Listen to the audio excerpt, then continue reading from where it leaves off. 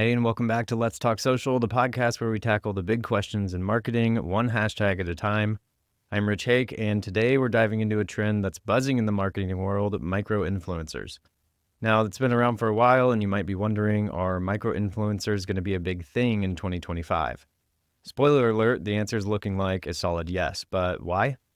What makes them stand out in the crowded influencer landscape, and how can your business or brand leverage them to your advantage?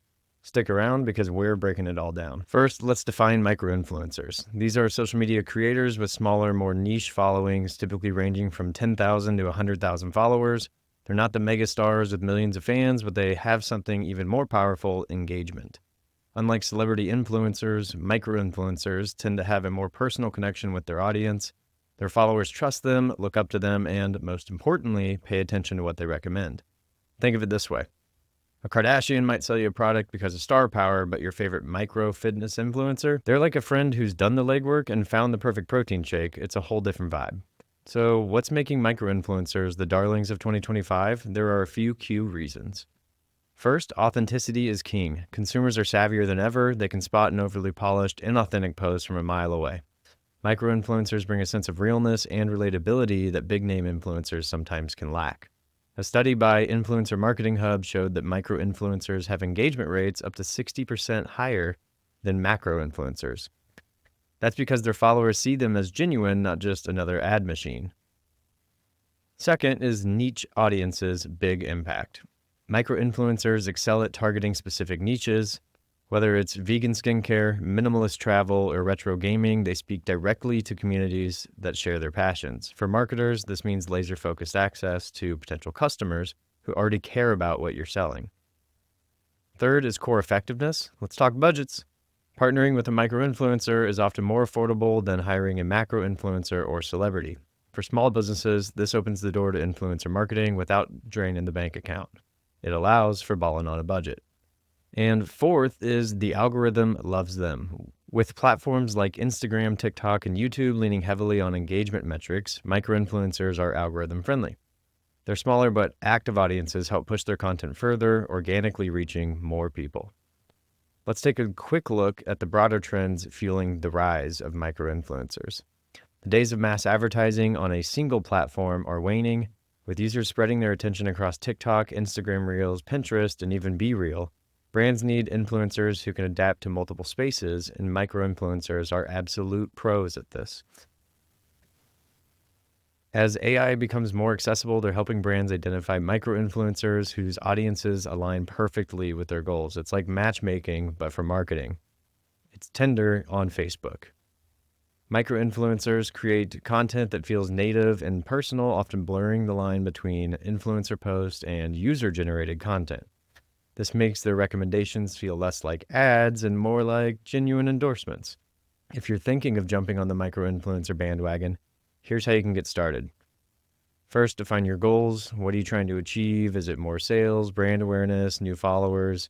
Knowing this is going to help you pick a micro-influencer. Next is research and vetting. Partner with a wonderful marketing company like Alpha Social Media, or do it yourself and use a platform like Upfluence, or even just good old-fashioned Instagram to find micro-influencers in your area. Look for creators with high engagement, authentic content, and a tone that matches your brand. You want the message to be on point. Next is focus on collaboration, not control. The magic of micro-influencers lies in their authenticity. Give them creative freedom to present your product in a way that resonates with their audience, not a giant checklist of things that have to be included in their post. Last is make sure you measure success. Track metrics like engagement, click-through rates, and conversions. Have them share that with you. Micro-influencers campaigns might not bring instant virality, but they often deliver a steady stream of meaningful results. And I would rather have engagement from 50 people that actually come and buy than 1,000 people that never shop with me.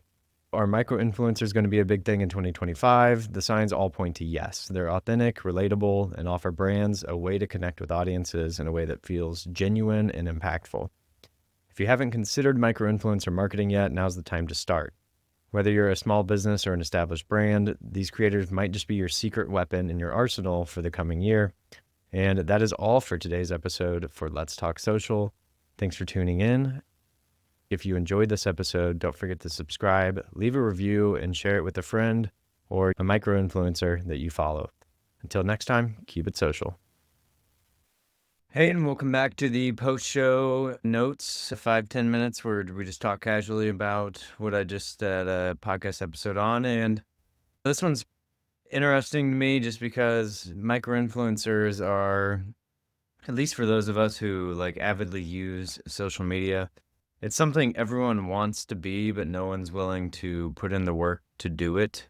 And you'll see spurts here and there from friends or family where they go on a 6-week binge of doing content promotion and posting reels and all that kind of stuff.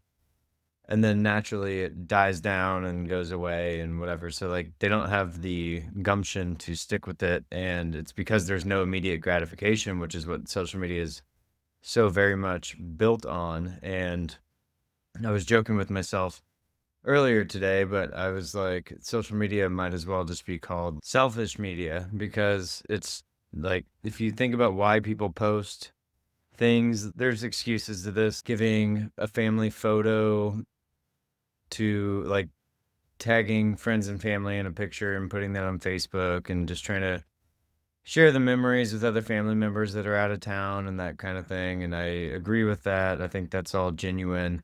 But there are definitely the clout chasers who just want more attention and more gratification. And that's a lot of what social media is and has become. And that's why I think also the episode holds true in terms of the micro influencers, is that people can definitely still be micro influencers, but the problem is that you have to stick with it like at a David Goggins level, meaning you have to have the grit and the determination to actually make all of the content, strategize, post it out, have a schedule. It can't just be this laissez-faire thing where you're just going with the flow and posting randomly and tagging people. And it does work for some people. They have maybe different attributes than others.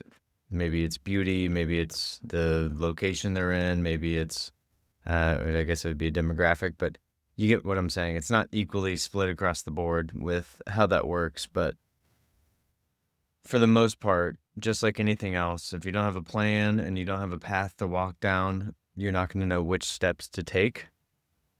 And so I think if you want to be a micro influencer, you definitely have to have a plan to what is your end goal and what are the things that you want to do? Is it just to have fun? Does that mean just a couple posts here and there and it'd be cool if a brand sponsored me? Or is it like, hey, I want to make $10,000 on top of my salary job this year, and to make that $10,000, I want 10 $1,000 brand sponsorships.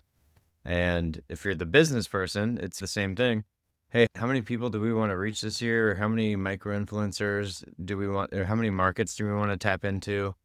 The same holds on both sides. And that's why partnerships can be so beautiful when they form, is if both of you have goals and you meet someone else that helps you with your goal and you help them with their goal, it's a perfect partnership. And that symbiosis there allows for the creation to happen. And as I said in the episode, you don't want to dictate, you don't want to just, as a business owner or a marketer, you don't want to use micro influencers as a person that's just, it's not transactional, right? Like it should be a relationship, like I was just saying. It should be something where, hey, this is a real customer of mine. They've never not, it's not like they've never used my product. That's one of the worst things you can get into, is just finding a random person with followers and, hey, market this, make them try it first and make sure they actually like it. But it's not just that, it's the trying to find people like the micro influencer who can be actual genuine customers and build on the reason you started your business in the first place, which everyone has different motives. But a lot of the business owners I know, it comes from passion and sharing the thing that they've built with other people. So if you're going to be looking for micro influencers, it's find someone that's going to be a genuine supporter of you, that has more people around them that like the same things. And don't just go chasing after the numbers, because if you find someone that is a car influencer, but you run a bakery, he can make a post or she can make a post with their 20,000 followers that are all like cars, but you might get 10 new customers for your bakery out of that like interaction.